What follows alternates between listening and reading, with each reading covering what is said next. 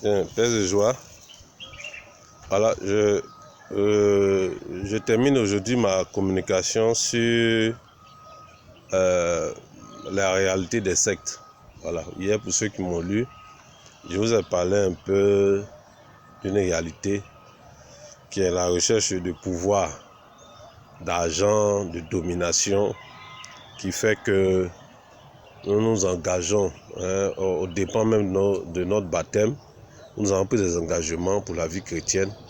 Nous nous engageons dans des voies qui ont l'air intéressantes. Vous savez, je vais vous ramener un peu à la tentation de Jésus lorsqu'il sortait des 40 jours de jeûne. L'une des tentations que l'ennemi lui a proposées, c'est pour lui dire que s'il accepte de l'adorer, il va lui donner tout son royaume et ses richesses. Vous savez, le diable est prêt à tout pour avoir notre âme. Je vous dis, c'est la vérité. Il est prêt à tout pour gagner notre âme.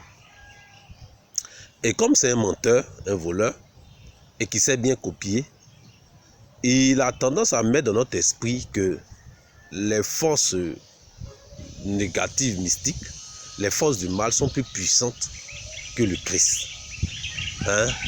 De sorte qu'aujourd'hui, certains chrétiens ont plus peur de certains fétiches, de certains pouvoirs mystiques mais que Christ. On pense qu'il y a des choses que Dieu ne peut pas faire. Frères et sœurs, je veux te rassurer. Jésus peut tout faire. Le seul souci, c'est la foi que toi tu mets en lui. C'est ça, c'est en ça que tout réside. Quelle est l'image, sinon la dimension à laquelle tu vois ton Dieu? Si tu vois ton Dieu, quelqu'un qui peut faire certaines choses, ne peut pas faire d'autres, c'est normal. En tant que Jésus peut tout faire.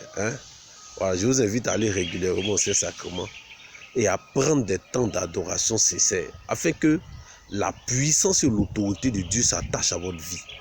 Bien aimé, pour que même ceux-mêmes qui sont dans le mal, ceux qui sont dans les sectes, quand ils te voient, eux-mêmes, ils témoignent qu'il y a une force, une puissance qui t'accompagne.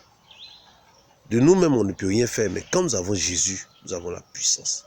Donc, ne te laisse pas emballer. Si tu es un frère, il se laisse emballer, prie pour lui.